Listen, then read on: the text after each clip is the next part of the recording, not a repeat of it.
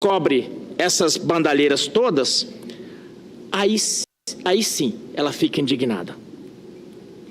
Eu vi aqui hoje, por exemplo, um desfiar de rosário pela senadora que antecedeu aqui, e ela fez uma primeira parte do discurso até muito coerente, mas depois, para não perder o costume, ela disse que esse governo está acabando com a Petrobras, que está acabando com o Brasil, com o povo brasileiro e com os trabalhadores, por causa da atuação do governo. E hoje mesmo eu vi um dos integrantes do partido dela dizendo que o desemprego nesse governo já é o maior da história. Então, gente, não tem como ouvir isso calado e temos que vir falar. O descrédito na política, e principalmente no partido dela, é justamente por causa dessas incoerências. Por causa da vontade insana, e mesmo na dificuldade que estão, não perde a mania de apontar o dedo. E minha avó já dizia que quando você aponta um dedo para as pessoas, tem os outros 3 apontando para você.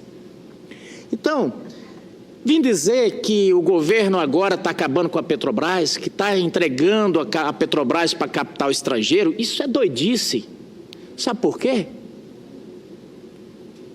Esse pessoal foi o pessoal que se propôs a proteger os bens da Petrobras contra terceiro, mas tomaram para si. Eu nunca vim aqui acusá-los, mas tem que fazer essa rememoração. Está aí. Dizer que os trabalhadores estão sendo prejudicados. É verdade. Tem quase 20 milhões deles desempregados. E trabalhador desempregado não tem direito nenhum, porque não tem direito mais sagrado ao trabalhador que o próprio trabalho. E isso eles tiraram.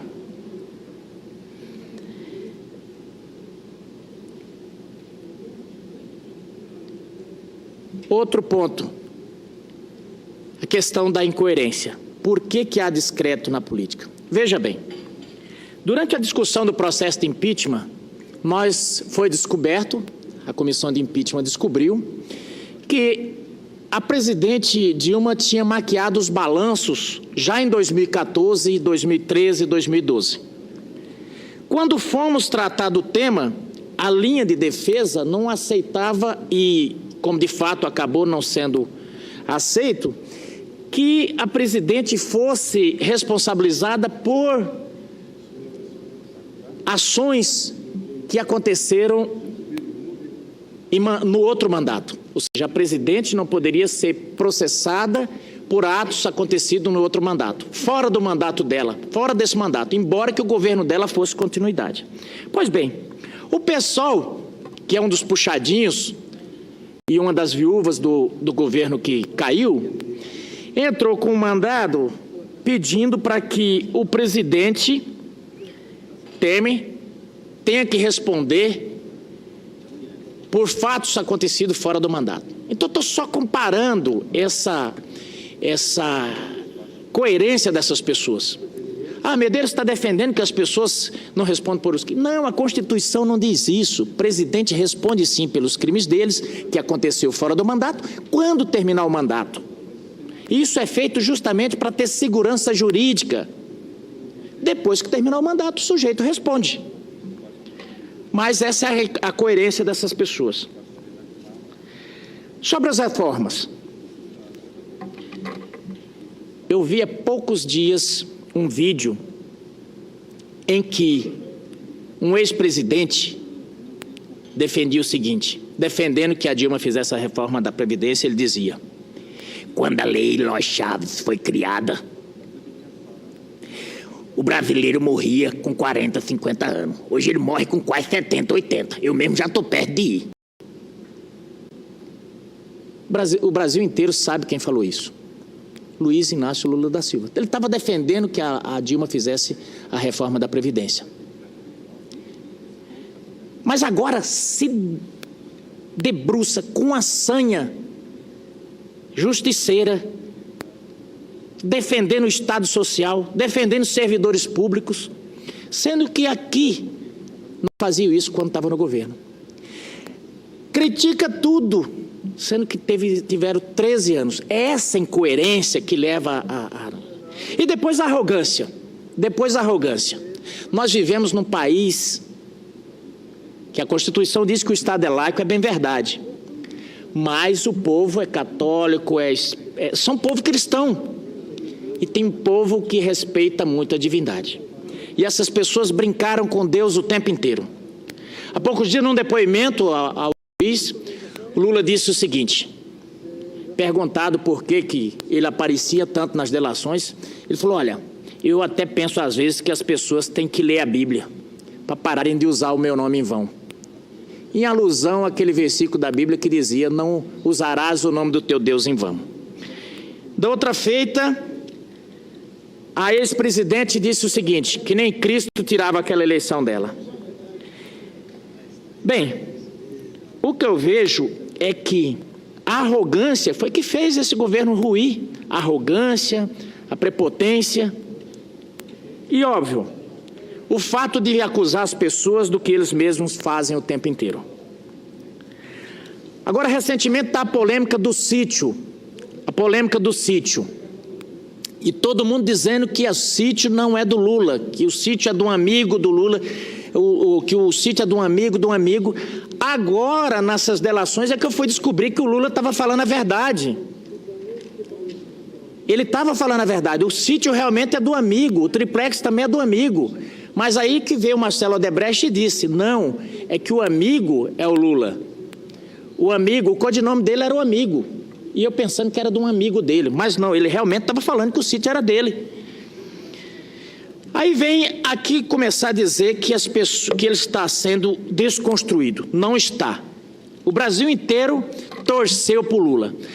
O Brasil inteiro torceu pelo Lula como se fosse numa Copa do Mundo. De direita, esquerda, centro, alto e baixo. Essa é que é a grande verdade. E achava, e até acha ele um cara boa prosa, um bom vivan. Mas o que aconteceu com ele? Ele se desconstruiu. Isso é problema dele, não é culpa de ninguém.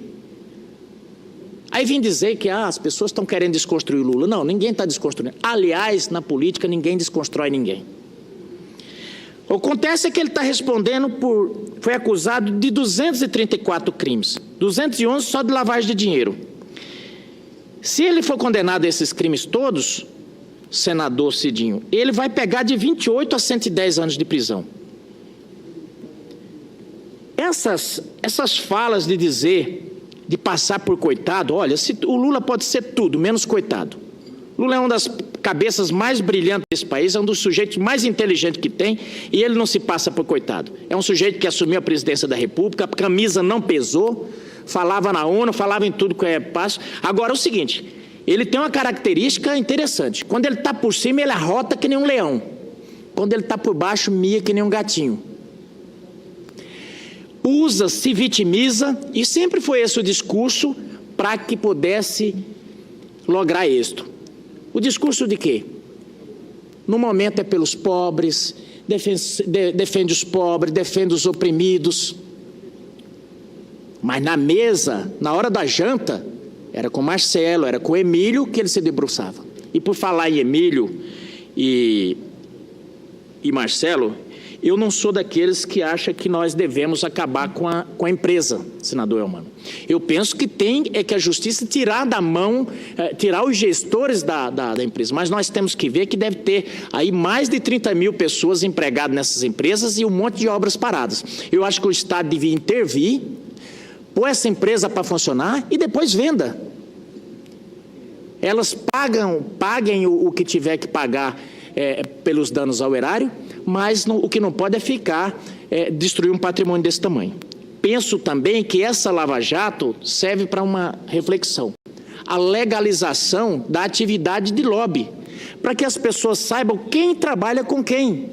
Eu acho que é justo que as empresas tenham seus defensores, onde quer que seja, mas é justo também que o eleitor saiba, olha, se o senador Medeiros está recebendo dinheiro para a campanha de pessoas ligadas à empresa tal, ele já fica com aquele carimbo, olha, ele trabalha como lobista da empresa tal. assim como tem em outros países. A indústria das armas tem lá seus parlamentares. Que tenham, não tem problema, mas aí cada um vai saber, porque aqui não vamos diferenciar. Quem trabalha, eu, por exemplo, sou ligado aos servidores públicos. Sou um defensor dos servidores públicos aqui. Trabalho pelos servidores públicos aqui.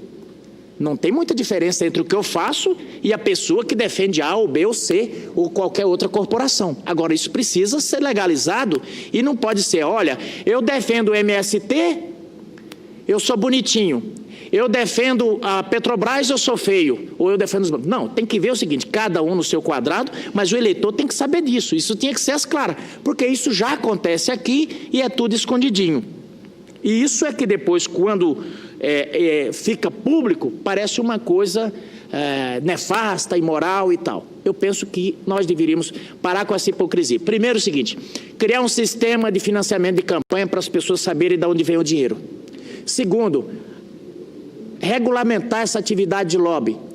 O que as pessoas querem é transparência. Ora, tem os transparência. Se você tomar um café aí na rua, vai para o portal Transparência, o eleitor fica sabendo quanto você gastou no café. Por que não saber como é que é a sua... Que ventos assopram na sua vela da sua atividade parlamentar? Então é isso. E já encerrando, senador Paulo Rocha, esse baluarte do Pará, eu digo o seguinte, está se aproximando as eleições de 2018. E aí fica esse discurso de tentar contaminar. Olha, querem desconstruir o Lula porque não querem ele candidato em 2018. Eu torço que o Lula venha a ser candidato em 2018. Espero que ele seja. Para que ele seja julgado pelo povo. E se o povo disser, não, eu quero o Lula lá, e que ele possa, e ele ter licença para fazer tudo o que quer, tudo bem, mas o povo escolha. Porque senão vai ficar essa cantilena, que ele ganharia a eleição. Eu quero que ele seja julgado nas urnas. Eu quero que ele seja desmascarado durante o período eleitoral. Porque essa flauta dele, essa mentirada, essa história de dividir o país entre pobres e ricos, negros e brancos, entre dividir gêneros, enfim, política da divisão, dividir para conquistar, ela tem que parar. E tem que parar com a inanição total dessa linha de pensamento, desses sepulcros caiados que a todos acusa, mas que não quer assumir responsabilidade por nada. É como aqueles diziam, ai de vós, escribas e fariseus, que atam os lombos dos homens com fardos pesados, aos quais vós não tem coragem nem de tocar os dedos. Esse é o estilo da maioria dessa gente. Muito obrigado, senhor presidente.